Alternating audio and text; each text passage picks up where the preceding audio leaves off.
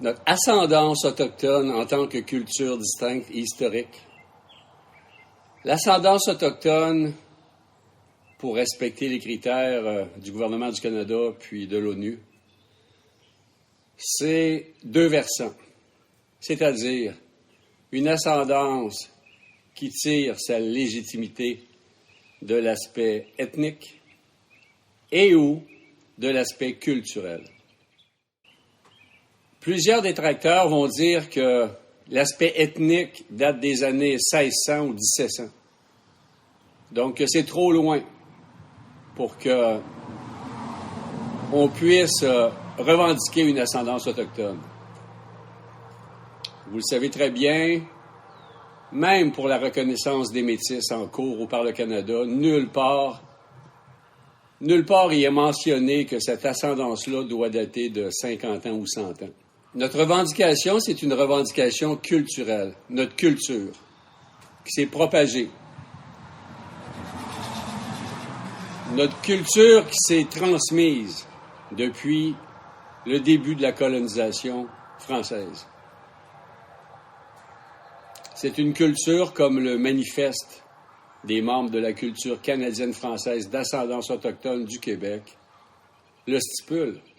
Mais outre ce fait, les détracteurs oublient de dire que le métissage canadien-français et membres des Premières Nations continue d'exister en 2022. Puis que, à travers ce métissage-là, l'ajout de nouveaux membres d'ascendance autochtone du Québec, ça vient raviver, stimuler, ça vient continuer d'augmenter nos rangs, mais d'approfondir aussi notre culture distincte, historique. Et pourquoi j'affirme cela?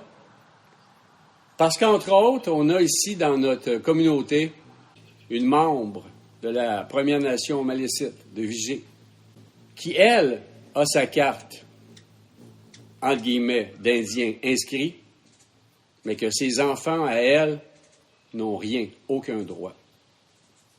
Donc, ces gens-là, ils peuvent même pas s'appeler autochtones sans statut, parce que pour être autochtone, il faut que tu sois métis, inuit ou membre d'une Première Nation. Donc, ces gens-là, selon les critères des détracteurs, ce sont des personnes sans aucun statut. C'est totalement ridicule. Donc, ces gens-là sont des membres de la culture canadienne-française d'ascendance autochtone du Québec. Et des personnes comme ça, des enfants qui ont rejoint notre culture, il y en a depuis toujours. Des personnes sans statut. Mais ces personnes sans statut-là, même s'ils ne font pas partie de notre famille, ils font partie de notre culture. On les croise, on les rencontre. Ils sont nourris à même les traditions des Premières Nations. Ils viennent faire des sweat lodges avec nous autres, des cérémonies sacrées, des chants. Ils nous enseignent des choses. Ils continuent le partage avec notre culture, puis eux aussi apprennent des choses de nous. Donc, de dire que notre ascendance ethnique date de 1600 ou de 1700, bien entendu que pour certains membres, c'est le cas. Pour la majorité des membres, on pourrait dire. Mais pour notre culture, l'ascendance ethnique se fait à toutes les années et continue à se faire. On ne cherche pas à être reconnu présentement comme des individus, comme des métis ou comme des autochtones. On cherche à promouvoir notre culture distincte, notre culture familiale, notre culture communautaire, cette culture qui existe depuis 1600, puis qui continue d'exister, puis qui va continuer d'exister. Une culture, c'est pas seulement l'histoire. Une culture, c'est le présent. Une culture, ça se transforme, ça se modifie, ça s'enrichit. Et la nôtre continue de le faire. Et nous ne sommes pas sommés d'être qui nous étions en 1603, en 1703. Nous sommes sommés d'être qui nous sommes aujourd'hui. Que cela plaise ou non aux détracteurs, notre culture existe. Nous sommes des membres de la culture canadienne-française d'ascendance autochtone du Québec, des Écossais et des Irlandais et des personnes de toute origine se sont elles aussi métissées et se sont francisées afin de nous rejoindre. On peut parler d'elles comme des Canadiens francophones d'ascendance autochtone du Québec.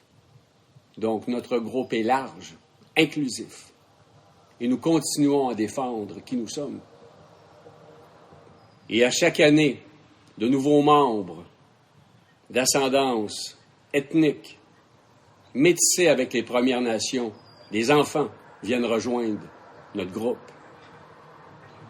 Et peut-être bien que c'est parce que nous sommes méprisés et sans statut que nous tenons tellement à nos cérémonies, aux sweat-lodges, aux chants, à la fabrication de tambours, à la récolte d'herbes médicinales, à tous ces aspects de notre culture. Nous cherchons à la défendre, nous cherchons à la protéger, nous cherchons à l'approfondir, parce que c'est ce qu'il nous reste, nous les sans-statut. Peu importe ce que disent les détracteurs, nous ne faisons pas de l'appropriation culturelle, nous faisons de la réappropriation culturelle. Nous nous réapproprions qui nous sommes, ce que nous sommes, et personne ne va nous empêcher d'être cela. Personne. Et nous avons compris avec le temps que les pires négationnistes, révisionnistes de notre culture sont des membres des Premières Nations, largement métissés, qui, eux, n'acceptent pas ce métissage, cette partie, entre guillemets, blanche en eux. Ils la détestent. Et parce qu'ils la détestent, ils nous détestent de revendiquer notre ascendance autochtone. Mais qu'importe. Et nous invitons toutes les personnes qui se revendiquent métisses au Québec de nous rejoindre. Nous devons discuter ensemble, trouver des stratégies, aller de l'avant, faire front commun, afin de faire reconnaître en premier lieu notre culture distincte d'ascendance autochtone. Dans un premier temps, célébrer cela. Au plaisir. Bonne journée.